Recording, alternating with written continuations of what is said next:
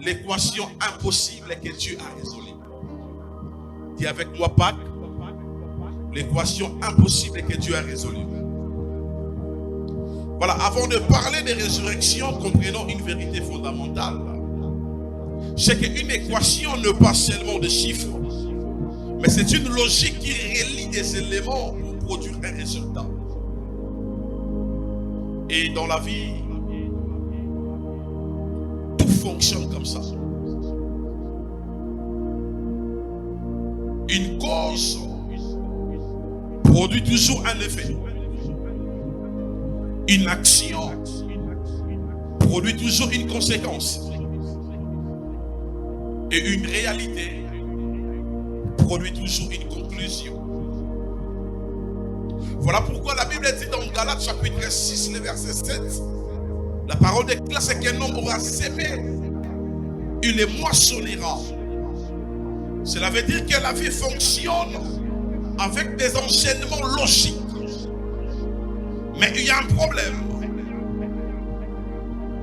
Lorsque je parle des équations, ce qu'il est important de noter, c'est que l'homme également construit ses équations sans tenir compte de Dieu. Donne-moi la main bien. Alléluia. Vous savez, lorsque dans ton raisonnement, Dieu n'est pas là, tu construis une équation sans te rendre compte. Voilà pourquoi vous allez remarquer que tes décisions, tes conclusions peuvent être limitées. Pourquoi? Parce que dans tes équations, Dieu est absent. Alléluia. L'équation de la vie devient impossible lorsque Dieu est absent. J'aimerais dire à quelqu'un, une vie sans Dieu est une équation correcte, mais incomplète. Alléluia. Déjà dans la vie, il y a beaucoup de réalités.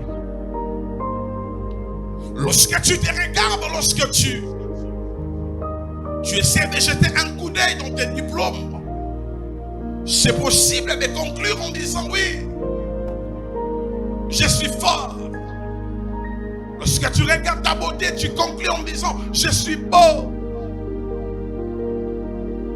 J'ai des relations, mais ne t'amènent nulle part. Tes relations ne t'amènent nulle part. C'est vrai, tu es complet. Humainement, mais spirituellement parlant, tu n'es pas. Donne-moi le meilleur de tes amens. Alléluia. Lorsque Dieu a créé le monde, l'humanité était parfaite. Tout était correct. L'équation était correcte. L'homme pouvait vivre. L'homme pouvait tout faire. Lorsque Adam a péché, tout a basculé. Il a fallu que Jésus vienne afin de réparer ce que l'homme a causé. Alléluia. Parce qu'il y avait des conséquences lorsque Adam a péché. Au point où par Adam le péché a fait son entrée dans le monde. Et la mort a commencé à frapper l'humanité. J'aimerais dire à quelqu'un, l'équation humaine est une logique juste, mais limitée. Donne-moi un amen bien. Prenons l'exemple de Jésus. Il a connu 3 choses dans sa vie sur cette terre. La première des choses, c'est que Jésus a souffert. Il est né, mais il a souffert. Oui, c'était logique. La deuxième des choses, Jésus est mort. La troisième des choses, il est enterré. Et l'équation humaine était claire. Lorsque nous prenons la souffrance, nous l'additionnons avec la mort. Nous l'additionnons encore avec les tombeaux. Cela nous donne comme conclusion fin. La souffrance, plus mort, plus les tombeaux, égale fin. J'aimerais dire à quelqu'un dans la logique humaine, lorsqu'il y a la souffrance, lorsqu'il y a la mort, lorsqu'il y a les tombeaux, c'est fini pour les êtres humains. Mais permettez-moi de te le dire, selon la logique céleste, cette équation n'est pas correcte. Selon la logique céleste, cette équation est fausse. Elle est simplement impossible dans un point de vue humain, avec les yeux humains, mais spirituellement, l'Éternel a encore la capacité de déclencher quelque chose qu'un homme ne peut pas faire. La Bible déclare dans le livre de 2 Corinthiens chapitre 4, le verset 18, la Bible dit: nous regardons non point aux choses visibles, mais à celles qui sont invisibles. Les disciples ont vu un corps, les disciples ont vu un cadavre, les disciples ont vu une croix, les disciples ont vu un tombeau. Ils ont conclu en disant: c'est terminé. J'aimerais dire à quelqu'un, c'est que l'homme dit fin, l'Éternel voit encore un nouveau départ. Donne-moi le meilleur de tes amens. Donne-moi le meilleur de tes amens. Et ils ont conclu en fonction de ce que leurs yeux voyaient. Ils ont tiré la conclusion en fonction de leur intelligence. Ils ont dit oui, logiquement, lorsqu'un homme est mort, regarde Jésus, il a été percé à la croix. Regarde Jésus, il est même enterré. Son corps est déposé dans le tombeau. Son corps est déposé dans le sépulcre. C'est fini pour lui. C'est fini pour lui. Lorsqu'un homme meurt, imagine même la Bible dit à la croix, Jésus a rendu son esprit. Ça dit, il n'était plus là. Il est mort. Il a rempli les conditions humaines. Il a rempli la logique des hommes. Mais lorsque Dieu a fait entrer encore ses calculs, il a bouleversé ce que l'homme considère comme conclusion. J'aimerais dire à quelqu'un en ce dimanche de résurrection, ce que l'homme considère comme fin, notre Dieu a encore la capacité de le ressusciter. Tu me donnes le meilleur de tes amens, je libère l'onction de la résurrection dans tous les domaines de ta vie. Ce que tu considères mort, je prie que l'Éternel le ressuscite dans les noms puissants. Tu mets dans le meilleur de tes amens, que cela se fasse pour toi. Alléluia. Dis à ton voisin, ce que tu vois. Non, fais-le très bien. Dis-le bien, ce que tu vois. Ça peut être réel, mais ce n'est pas toujours une vérité complète. Je disais, ce que tu vois, ça peut être réel, mais ce n'est pas toujours une vérité complète. Je le répète encore, ce que tu vois, ça peut être réel. Cette maladie, c'est réel. Cette souffrance, c'est réel, mais ce n'est pas une vérité absolue. Ce n'est pas une vérité complète. Permettez-moi de te le dire, toi qui fais l'hémorragie, cette maladie est réelle, mais Jésus a la capacité de te guérir. Ce problème est réel, mais il a des solutions à te donner. Cette maladie est réelle, mais il a prévu la guérison pour toi. Oui, c'est réel. Dans votre famille, les femmes ne se marient pas. Dans votre famille, les hommes ne travaillent pas. Oui, c'est réel, mais ce n'est pas une vérité complète. Permettez-moi de te le dire, c'est lui qui est passé à la croix. Un jour, il a crié avant de rendre son esprit au Père. Il a dit, tout est accompli. Tout est accompli. La Bible dit, lorsque Jésus est mort, ceux qui étaient enterrés, ils ont connu quelque chose. Ils ont expérimenté la première résurrection. Permettez-moi de te le dire ce matin, bien-aimé dans le Seigneur, à cause de la mort et de la résurrection de Jésus, même si ta situation paraît normale, je prie que les dieux de solutions insolites te surprennent avec ces solutions insolites. Donne-moi le meilleur de tes amens. Alléluia. Dans ta vie également, tu vois l'échec, tu conclus en disant, c'est une fin. Lorsque tu vois une perte, tu conclus, c'est une disparition. Lorsque tu vois une chute, tu conclus, tu dis, je suis incapable. Mais tu oublies une dimension. Dis à ton voisin, il existe une dimension. Lorsque l'homme conclut avec son intelligence, dis à ton voisin, c'est la dimension de l'invisible de Dieu. Fais-le très bien, la dimension de l'invisible de Dieu. Les choses qui n'existent pas humainement parlant, dans l'éternité, ça existe. Voilà pourquoi le médecin ne peut pas trouver de solution concernant ton cas, mais la guérison existe. Donne-moi le meilleur de tes amens. Donne-moi le meilleur de tes amens. Vous êtes dans la dimension de l'invisible. C'est alors que l'Éternel a pris Pierre dans la prison. Humainement parlant, il était bloqué, il était stoppé, il était limité. Mais la dimension de l'invisible de Dieu a fait de Pierre également invisible, au point où Pierre est sorti de la prison. Donne-moi le meilleur de tes amens. Donne-moi le meilleur de tes amens. Ce matin, je suis venu dire à quelqu'un Que tes yeux ne soient pas braqués dans ce que tu vois. Que tes yeux ne soient pas braqués seulement aux choses visibles. Que tes yeux ne soient pas braqués aux intégrales humaines. Que tes yeux soient braqués, bien aimé, à la dimension invisible de Dieu.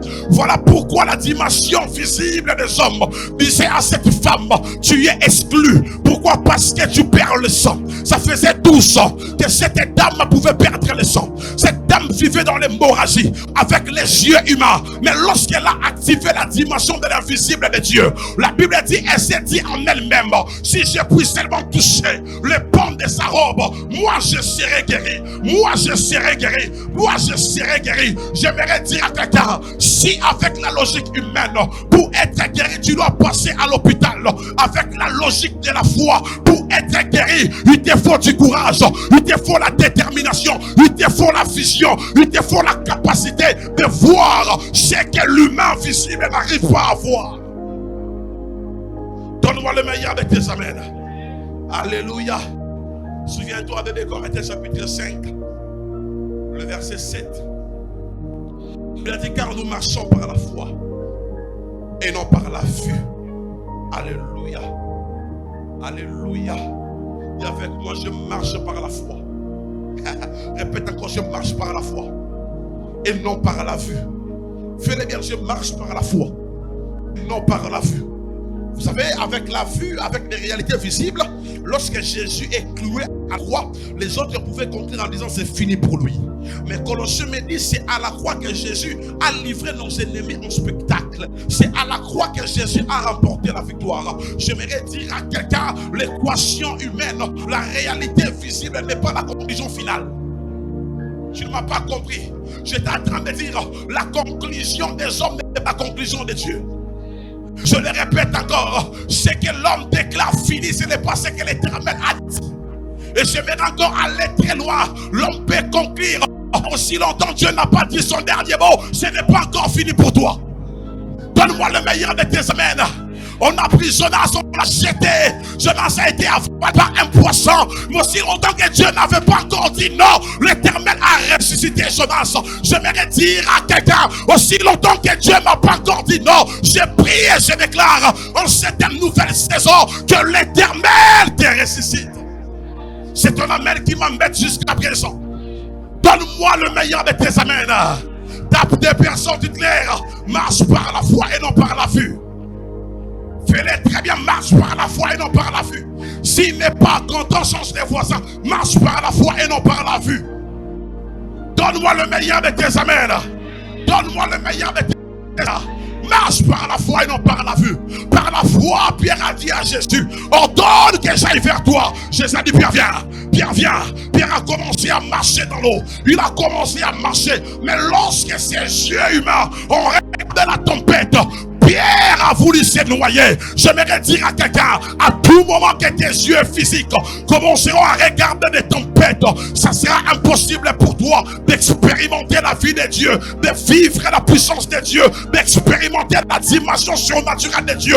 Tes yeux de la foi doivent être braqués sur Jésus. La Bible dit, fixez nos regards sur Jésus. Fixez nos regards sur Jésus. Lui qui est allé se mettre à la droite du Père, à la droite du Père. La droite, c'est le symbole de la force, c'est le symbole de la puissance. Lorsqu'on fixe les yeux vers Jésus, on devient fort, on devient puissant, on devient puissant. Voilà pourquoi les disciples, ils avaient braqué leurs yeux, non pas sur ce qui était visible. Jésus était avec eux, il était dans la dimension physique. Il a dit à ses disciples, je m'en vais au Père. Jésus a fait l'ascension, Jésus n'était plus là, le Saint-Esprit était là, dans la dimension invisible, dans la dimension invisible. Jésus n'était plus là, mais le Saint-Esprit est là. La Bible déclare, lorsqu'ils ont croisé même des malades, ils pouvaient guérir les malades, parce que leur foi n'était pas basée en ce qu'ils voyaient avec les yeux physiques, mais avec les yeux spirituels. Ils ont dit à ces messieurs, nous n'avons ni l'or, ni argent à te donner, mais ce que j'ai c'est quoi? C'est la puissance. Ce que j'ai c'est quoi? C'est la capacité surnaturelle. Ce que j'ai c'est quoi? C'est le Saint-Esprit. Je prie et je déclare, tout ce qui est condamné dans ta vie, que cela soit relâché. Donne-moi le meilleur de tes amens. Donne-moi le meilleur de tes amens. Alléluia. à l'équation humaine, il y a une chose qui manque pour vivre le miracle. Il y a ton voisin l'élément manquant. C'est le souffle de Dieu. On fait les très bien. C'est le souffle de Dieu. Ézéchiel 37 nous donne une image extrême. Ézéchiel nous montre des eaux très secs, sans vie, sans espoir. Et l'équation naturelle était irréversible. Dieu a posé la question à cet homme. Est-ce que ces eaux pourront revivre? L'homme a regardé. Mort ancienne. Parce que ce n'était pas une mort récente. Parce qu'il a vu les eaux. Lorsque l'homme commence à se décomposer, c'est que la mort est plus récente. Une mort ancienne. Lorsqu'on parle de la mort ancienne, ça dit c'est l'addition de la mort avec le temps. Ça a pris du temps. Et ça, c'est ce qu'on appelle la disparition totale. Je vais dire à quelqu'un, même lorsque tu perds quelque chose, Dieu a la capacité de te le redonner. Donne-moi le meilleur de tes amens. Il a posé la question dans Ézéchiel 37, le verset 3. Fils de l'homme, ces eaux pour vivre. Et Dieu était normal? Est-ce que Dieu était normal? Pose la question à ton voisin. Est-ce qu'il était normal? Comment tu peux me poser la question de savoir si ces eaux peuvent-ils revivre encore? Dieu, tu ne regardes pas toi-même la situation. Fils de l'homme, ces eaux pourront-ils revivre?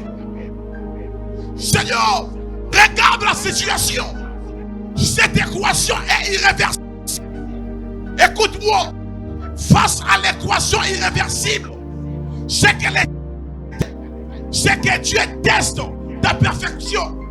C'est que Dieu teste ta capacité de voir. C'est que Dieu teste si tes yeux ont la capacité de voir la vie là où il y a la mort. Il a dit, pourront-ils revivre? Mais ici, il y a la disparition totale. Comment tu peux me poser une telle question? Oh, l'Éternel était sur le devant de tester la capacité de voir d'Ézéchiel. Est-ce que tu vois la vie comme moi je vois? Est-ce que tu vois la solution comme moi je vois? Pourquoi face à des points impossibles tu conclus? Pourquoi tu te déclares fort? Pourquoi tu te disqualifies? Parce que les hommes ont dit que c'est fini pour toi? Parce que les hommes ont dit que ça ne pourra plus toucher? Pourquoi tu conclus toi-même? Et j'ai aimé ce que l'Éternel a ajouté. Et avec moi, il a ajouté un élément. Ézéchiel 37, le verset 5, la Bible a dit, je mettrai un esprit et vous vivrez. Alléluia. Bien-aimés dans le Seigneur, ce qui change tout, ce n'est pas les eaux. Et ce qui change tout, c'est le souffle de Dieu. Donne-moi le meilleur de tes amens. Ce qui change tout, ce n'est pas la beauté. Dis avec moi, ce n'est pas la beauté. Ce n'est pas l'intelligence. Ce n'est ni des relations. Ce qui change tout, dis avec moi, c'est le souffle de Dieu. On fait les thèmes, c'est le souffle de Dieu. Oh, encore, c'est le souffle de Dieu. Fais-le bien, c'est le souffle de Dieu. Encore, c'est le souffle de Dieu. Encore, c'est le souffle de Dieu. Il a dit, je mettrai en vous un esprit. Je mettrai en vous un esprit. Dis avec moi, Seigneur, dans mes maisons, souffle encore. Encore, Seigneur, dans mes projets, souffle encore. Jésus, dans ma vie, souffle encore. Donne-moi un amen bien. Dans la langue biblique, lorsqu'on parle d'esprit, c'est roi. Roi signifie souffle. Roi signifie vent. Roi signifie vie. Roi signifie puissance invisible. Je prie qu'elle te rend puissant. C'est ton amen qui m'étonne. Face ces sorciers qui ont l'habitude d'embêter ta vie, je prie que l'Éternel te rende puissant. En sortant de ce lieu, deviens un homme puissant. Je disais, en sortant de ce lieu, deviens une femme puissante. Oh mon Dieu, mon roi, est-ce que j'étais en train de dire, deviens un homme puissant. Que la vie Zoé entre. Je disais encore que la vie Zoé entre en toi. Tout ce qui est mort soit ressuscité encore. Tu me donnes le meilleur de tes amènes. Je prie que les vents soufflent encore dans ta vie. Alléluia. Alléluia. Il y a ton voisin avec la logique de Dieu. Il ne commence pas d'abord par changer ta situation. Mais il commence par produire sa vie. Donne-moi le meilleur de tes amènes. Dieu ne change pas d'abord la situation. Il ne change pas d'abord la situation. Donne-moi la main bien. Il commence d'abord par introduire sa vie. Lorsque l'Éternel introduit sa vie, c'est alors que la situation change. Voilà pourquoi cet avant-midi, j'aimerais dire à quelqu'un, ne demande pas à l'Éternel d'abord de changer ta situation, mais demande à Dieu de souffler en toi. Donne-moi le meilleur de tes amènes. Donne-moi le meilleur de tes amènes. Lorsque Paul parlait, la Bible a dit qu'il y avait un magicien qui contrecarrait tout ce que Paul disait. La Bible a dit qu'il était rempli du Saint-Esprit. Il a frappé cet homme d'aveuglement. Il était rempli d'abord. Il était rempli. Avant que cet homme soit frappé, Paul était d'abord rempli. Je vais dire à quelqu'un, avant que la situation change, tu dois d'abord être rempli. Donne-moi le meilleur de tes amènes. Donne-moi le meilleur de tes amènes. Alléluia. Lorsque l'équation impossible raconte la vie de Dieu, bien aimé dans le Seigneur, cela produit une vie inattendue. Ça m'amène bien. Alléluia. La bonne de l'Inzambe a bon la résultat la bonne. C'est ton amène qui m'étonne. La bonne de l'Inzambe a bon la bien aimée situation là yo, mais à côté ça d'abord pépé na bon. Est-ce que j'ai béni quelqu'un? Alléluia. Il y a donc la résurrection. Encore la résurrection. Alléluia. Le résultat n'a pas changé immédiatement. Dieu a commencé d'abord par mettre la vie. Lorsqu'il a introduit la vie, c'est alors que les gens qui étaient dispersés, décomposés, ont commencé plutôt à se réunir à nouveau. Pourquoi? Parce que Dieu a parlé. J'aimerais dire à quelqu'un avec la puissance de Dieu, avec la résurrection, donne-moi le meilleur de tes amènes. C'est quoi la résurrection? La résurrection est la preuve que Dieu réécrit encore les résultats. Oh, je disais la résurrection est la preuve que Dieu réécrit encore les résultats. Les résultats que tu connais là, ce n'est pas les résultats de Dieu. Dieu a la capacité de réécrire encore les résultats. Donne-moi un amen bien. Donne-moi un amen bien. Pesanga amen ya bien. Le voilà voisin soit koufi. C'est un fait. Le voilà topo et kangami. C'est un fait. Silence et continue mboka. C'est un fait. Mais Dieu intervient.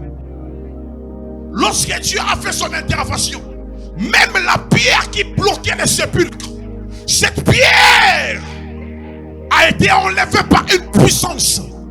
Pourquoi? Parce que Dieu a soufflé. J'aimerais dire à quelqu'un, tout ce qui est bloqué dans ta vie, tout ce qui est fermé dans ta vie, tous les cadenas qui existent dans ta vie sur le plan spirituel, j'ai prié éclat que cela soit brisé, et cela au nom puissant de Jésus-Christ. Donne-moi le meilleur de tes amènes.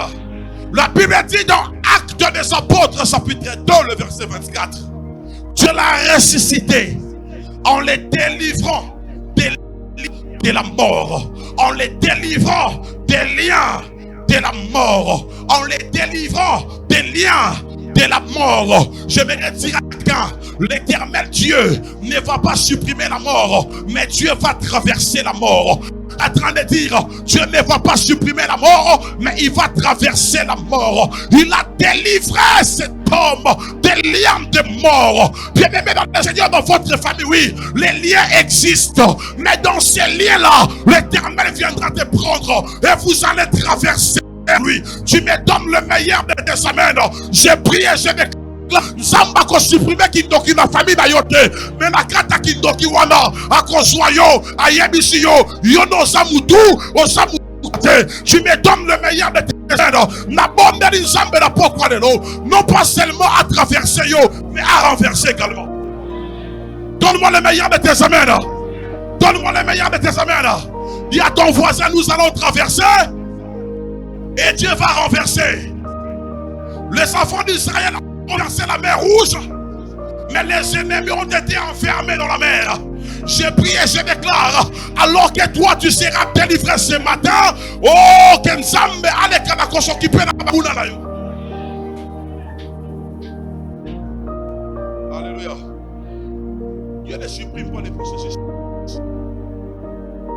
Il ne supprime pas. Il change seulement les issues. Les processus ne seront pas supprimés. Oh, dans la famille, ma chef, tu viens. Je vais voir cette scène. Fais-le bien. Et puis c'est les scènes. Et puis c'est moi à Katsanga. À travers ça, à renverser ça, à bouleverser ça, à calculer là-bas. Le banabima na famille, ma chef, tu viens. Mais l'igné sikapé bandapa nanga. Histoire sikapé bandapa nanga.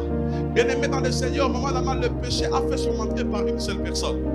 Et le péché a été détruit également par une seule personne. Par Adam, la mort a fait son entrée par Jésus. Jésus a sauvé l'humanité. J'aimerais dire à quelqu'un qui nous dit pas monter beaucoup la famille n'a bien aussi la paix par là. C'est un amen qui m'étonne jusqu'à présent.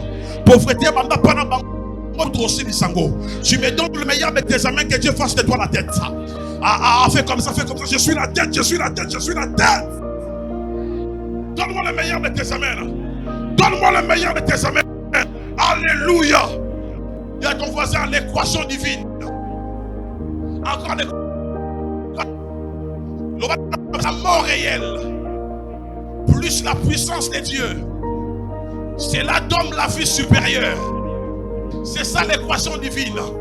La mort réelle plus la puissance des dieux.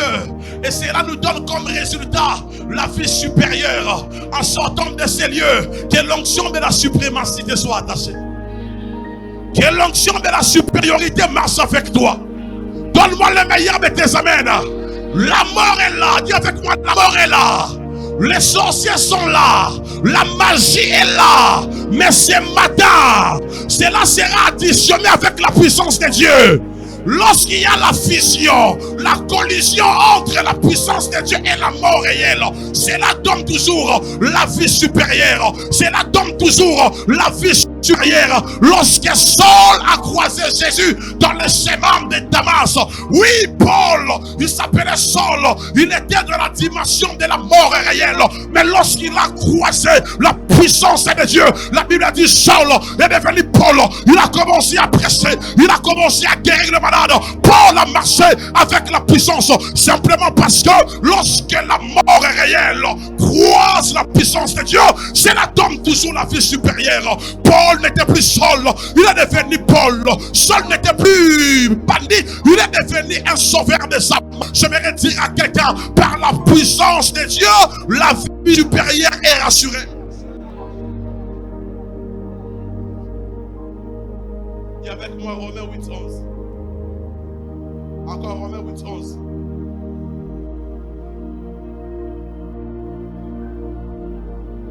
Je parle avec beaucoup de rapidité parce qu'il y a un long. Encore Romains 8:11. La Bible dit l'Esprit qui a ressuscité Jésus, je paraphrase, rendra aussi la vie. Amen. Hein? Est-ce que le Saint-Esprit vit en toi? Est-ce que le Saint-Esprit vit en toi? La Bible dit maintenant l'Esprit qui a ressuscité Jésus rendra aussi quoi? La vie. Mais ça ramène la vie. Lève-toi sur le canal. où est le cas d'accosser que ça y est. Et puis ça, bon, il a pas là. Là, la potion gagne à terre, n'a pas là. Mon limo où est le cas d'accosser ressusciter Jésus. Et le cas d'accosser ça pas solution à ma problème là. C'est ton amène qui m'étonne. Mon limo où est ressuscité Jésus. Et le cas d'accosser la Bible, et quand on a la bonne vie là. Tu me donnes le meilleur de tes amènes et ça les m'a beaucoup la combat à Jésus. Voilà pourquoi cet homme a dit, si moi j'ai vu, ce n'est plus moi qui, mais c'est qui? C'est Christ qui vit. J'ai prié, je déclare le nom puissant de Jésus. Mon livre, où est le cas d'accosser puissant Jésus? Et ça la santé n'a pas eu fort. Et ça la bamboko n'a eu fort. Et ça la mouchara n'a eu fort. Et ça la makamama n'a eu fort. Et ça la libala n'a eu fort. La tombe le boko n'a pas déclaré. Oh, il est koufa na tombe lelo. Et soit bon. J'ai dit, oh, koufa na tombe lelo. Oh, et soit bon. Donne-moi le meilleur de tes amènes. Donne-moi le meilleur de tes amènes. Alléluia. Je vais dire à quelqu'un pour clôturer ces messages. Tu as besoin de la présence de Dieu. Alléluia. Ce matin, j'aimerais dire à quelqu'un, tu as besoin de te présenter devant Dieu en disant, Dieu Seigneur, il y a des manques en moi. Ce que je suis en train de dire, bien aimé, c'est que tu vas dire à l'Éternel, Seigneur, j'ai la soif. Vous savez, lorsque tu prouves à l'Éternel que tu as soif de sa présence, il se manifeste toujours. Donne-moi le meilleur de tes amènes. Alléluia. Tu as besoin de sa présence. Mais pour que cette présence marche avec toi, partout où tu seras, pour que l'environnement naturel soit changé en environnement surnaturel, tu as besoin de cette présence. Jésus avait promis à ses disciples, je vais mourir, puis je vais ressusciter. Ils avaient cette assurance qu'il va ressusciter. Au point même le troisième jour, ils se sont déplacés pour aller vérifier. Est-ce que ce qu'il avait dit là est vrai ou faux? Ils ont croisé un ange. Et cet ange leur a dit, pourquoi cherchez-vous un vivant parmi les morts? Ils avaient cette soif. Nous avons faim de Dieu. Ceux qui expérimentent la puissance de la résurrection, ce sont les assoiffés de la présence de Dieu. Tu dois manifester encore cette soif. Voilà pourquoi Thomas a dit, moi pourquoi je dois voir et je dois toucher? Je dois voir. Il avait aussi cette soif. Mais il disait, je dois d'abord voir et toucher. Il a vu Jésus. Et il a touché Jésus. Il a été comblé. Je vais te dire que dans cette saison, tu dois voir et toucher Jésus. Être comblé. J'ai pris après ces cultes. Ce que tes yeux vont voir, c'est ce que tes mains vont toucher. Oh Seigneur. Oh Seigneur. Ce que Thomas a expérimenté, c'est ce que toi tu vas également expérimenter. La présence manifeste de Dieu. Jean chapitre 1, le verset 9. La Bible dit, si nous confessons nos péchés, il est fidèle et juste pour nous pardonner. Toi qui marches encore dans une vie qui n'honore pas Dieu, j'aimerais dire à quelqu'un, lorsque la reconnaissance des fautes est additionnée avec la grâce, cela produit la restauration. Peut-être que tu ne marchais pas correctement. En ce dimanche de Pâques, en ce dimanche de résurrection, j'aimerais encore te dire, Toi qui vis dans le péché, il est temps pour toi d'abandonner cela et de suivre Jésus. Il est temps pour toi de tout laisser, de reconnaître tes fautes, de t'approcher encore à la grâce. Et la grâce va te restaurer. La grâce va te restaurer. La grâce va te restaurer. La grâce va te restaurer. Oh, j'ai besoin de toi, Seigneur. J'ai besoin de toi.